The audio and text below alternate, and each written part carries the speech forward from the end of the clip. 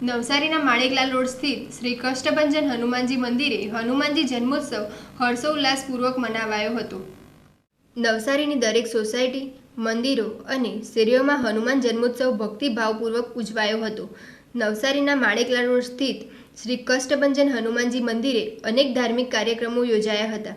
સાળંગપુર સ્થિત શ્રી કષ્ટભંજન હનુમાનજીની પ્રતિકૃતિ દર્શાવતા આ ભવ્ય મંદિરની સ્થાપના 10 વર્ષ પૂર્વે કરવામાં આવી હતી। આ દિવ્ય મંદિરમાં ભક્તોના કષ્ટો દૂર થાય છે। આસ્થાના પ્રતીક સમાન શ્રી કષ્ટભંજન હનુમાનજી મંદિરે શનિવારે હનુમાન જયંતિ પ્રસંગે હવન યજ્ઞ, હનુમાન ચાલીસાના પાઠો થયા હતા। દાદાના દર્શનાર્થે મોટી સંખ્યામાં ભક્તો ઉમટ્યા હતા। શ્રી કષ્ટભંજન હનુમાનજી મંદિરની સ્થાપનાના 10 વર્ષ પૂર્ણ થતાં ધાર્મિક માહોલ સર્જાયો હતો। હનુમાન જન્મોત્સવ પ્રસંગે રામ ભંડારાનું ભવ્ય આયોજન પણ થયું હતું। મોટી સંખ્યામાં શ્રદ્ધાળુએ મહાપ્રસાદનો લાભ લીધો હતો।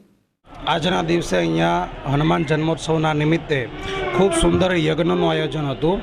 યજ્ઞ, હવન અને યાગ 3 વસ્તુ અલગ અલગ હોય છે। આજે 1000ની ઉપર હનુમાનજીની આહુતિ આપવામાં આવી છે।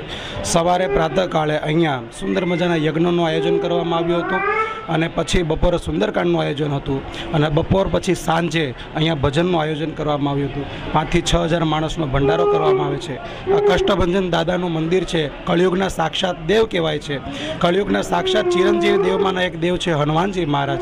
એ હનુમાનજી મહારાજનો આજે જન્મોત્સવ હતો। એ નિમિત્તે અહીંયા કષ્ટભંજન દાદા શ્રદ્ધા હોસ્પિટલ પાસે માણેકલાલ રોડ ઉપર મંદિર અહીંયા સ્થાપના કરવામાં આવેલી છે। કષ્ટભંજન દેવ સત્ય છે।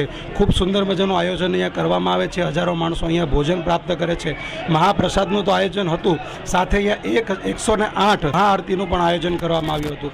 108 દીવડા દ્વારા ભગવાન હનુમાનજી દાદાનું સાળંગપુરનું સ્વરૂપ જે છે એને અહીંયા આરતી પણ ઉતારવામાં આવી હતી। ખૂબ સુંદર આજે અહીંયા આયોજન કર્યું હતું। નવસારીમાં રહેતા તમામ નવસારીવાસીઓને મારી અપીલ છે કે જ્યારે પણ તમને સાળંગપુર દાદાનો વિચાર આવે ત્યારે સાળંગપુર સુધી કદાચ ન જવાય તો અહીંયા આવીને તમે સાળંગપુર દાદાના સ્વરૂપનું સાક્ષાત દર્શન કરી શકો છો।